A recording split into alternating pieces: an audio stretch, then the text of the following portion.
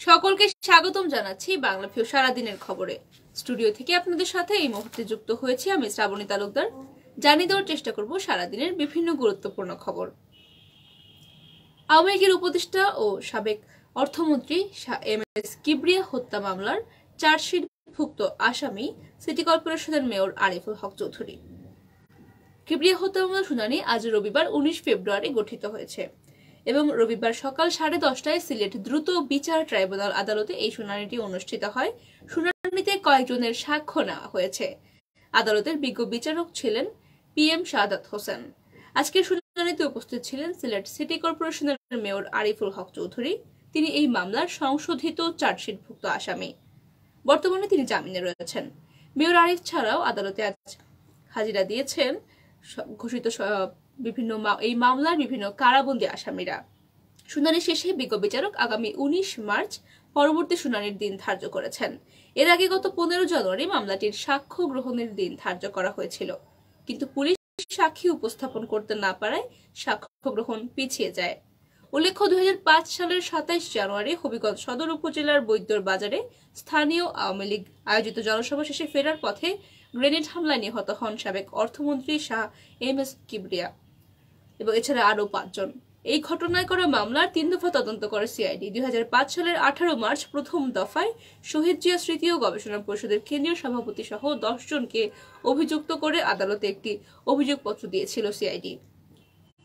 এর বিরুদ্ধে আদালতে বাদী মজিদ খান নারাজি দিয়েছিলেন এবং 2007 সালে মামলাটি পুনঃ তদন্তের জন্য আবারও সিআইডিকে দায়িত্ব দেওয়া হয়। এরপর 2011 সালের 20 জুন সাবেক অর্থমন্ত্রী সাবেক স্বরাষ্ট্র প্রতিমন্ত্রী লুৎফুজ্জামান বাবর এবং মুফতি মান্নান সহ 24 জনকে আসামি করে অধিকতর তদন্তের অভিযোগপত্র দাখিল করা হয়েছিল।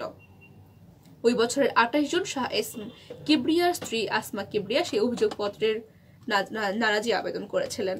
সর্বশেষ 2014 সালের 12 November CID Sylhet sector ranger senior SP Meherunnesa Parul Sylhet city কর্পোরেশনের মেয়র আরিফুল হক চৌধুরী সহ 32 জনের বিরুদ্ধে অভিযোগপত্র দাখিল করেন। 2015 সালের 13 ডিসেম্বর আরিফুল হক চৌধুরী সহ 32 জনের বিরুদ্ধে দাখিল করা হয় এবং দ্রুত বিচার ট্রাইব্যুনালে মামলার আসামিদের বিরুদ্ধে অভিযোগ গঠন করা হয়। আসামিদের মধ্যে কারাগারে রয়েছেন সাবেক স্বরাষ্ট্র প্রতিমন্ত্রী লুৎফুজ্জামান বাবর, মিজানুর রহমান মিঠু সহ অন্যান্যরা। এছাড়া সিসিক মেয়র আরিফুল হক চৌধুরী এবং হবিগঞ্জ পৌরসভার সাবেক মেয়র জিকে গোস সহ 12 জন জামিনে রয়েছেন। আধুনিক যুগের ইতিহাসের সবচেয়ে মারাত্মক প্রাণঘাতী ভূমিকম্প ঘটে গিয়েছে তুরস্ক এবং সিরিয়ায়। ভূমিকম্প বিধ্বস্ত তুরস্ক সিরিয়া আজ রোববার উদ্ধার প্রচেষ্টার অবসান ঘোষণা করেছে। যদিও এখনো হাজার হাজার পরিবার কেবল শোক প্রকাশের জন্য হলেও নিখোঁজ স্বজনদের মরদেহ খুঁজে পাওয়ার আশায় প্রার্থনা জানাচ্ছেন।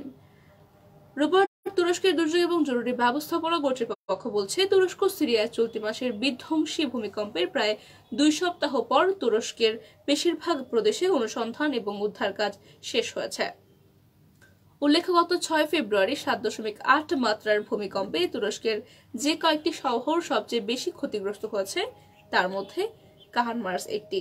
এই শহরের একটি ধসে যাওয়া ভবনের ধ্বংসস্তূপে বুলডোজার চালাচ্ছেন আকিন বোজকার্ড। তুর্কি এই বুলডোজার অপারেটর বলেন, একটি মৃতদেহ খুঁজে পাওয়ার জন্য প্রার্থনা করছেন তার পরিবারের সদস্যরা।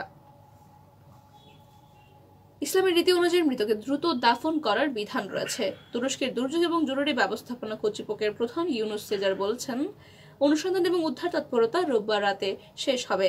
গত 6 ফেব্রুয়ারি ভূমিকম্পে তুরস্ক এবং সিরিয়ায় 46,000-এরও বেশি মানুষের প্রাণহানি ঘটেছে।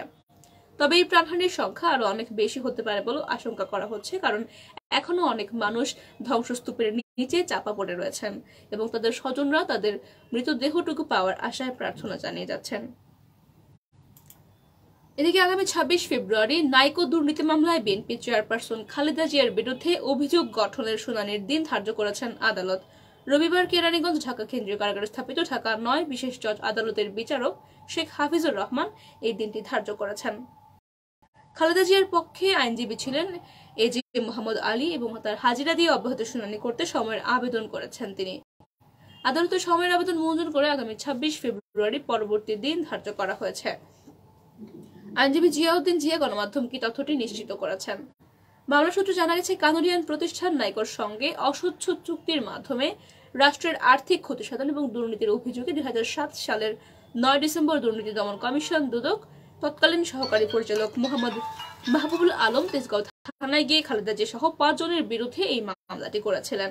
2018 সালের 5 মে খালেদা জিয়া সহ 11 জনকে অভিযুক্ত করে আদালতে অভিযোগপত্র দাখিল করা হয়েছিল। সাবেক সিনিয়র সচিব CM ইউসুফ হোসেন এবং বাপেক ফেম ব্যবস্থাপনা পরিচালক মীর মইনুল ইসলাম সহ অন্যান্যদেরকেও আসামি করা হয়েছিল। মাঠ পর্যায়ে সরকারি কর্মকর্তা কর্মচারীদের সকালে অবশ্যই অফিসে থাকার নির্দেশনা দিয়েছে মন্ত্রিপরিষদ বিভাগ। জরুরি পরিস্থিতি ছাড়া সকাল 9টা থেকে 9:40 পর্যন্ত সকল মাঠ পর্যায়ের সরকারি কর্মকর্তা কর্মচারীকে অফিসে থাকার জন্য নির্দেশনা দেওয়া হয়েছে।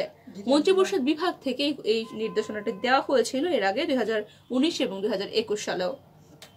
নতুন আদেশে বলা হয়েছে মাঠ পর্যায়ে সরকারি কর্মকর্তা কর্মচারীদেরকে জরুরি পরিস্থিতি ছাড়া সকাল 9টা থেকে 9:40 পর্যন্ত অফিসে অবস্থান করতে হবে এবং মন্ত্রিপরিষদ বিভাগ থেকে মাঠ পর্যায়ের দপ্তরগুলোর কার্যক্রম নিয়মিত তদারকি করা হবে।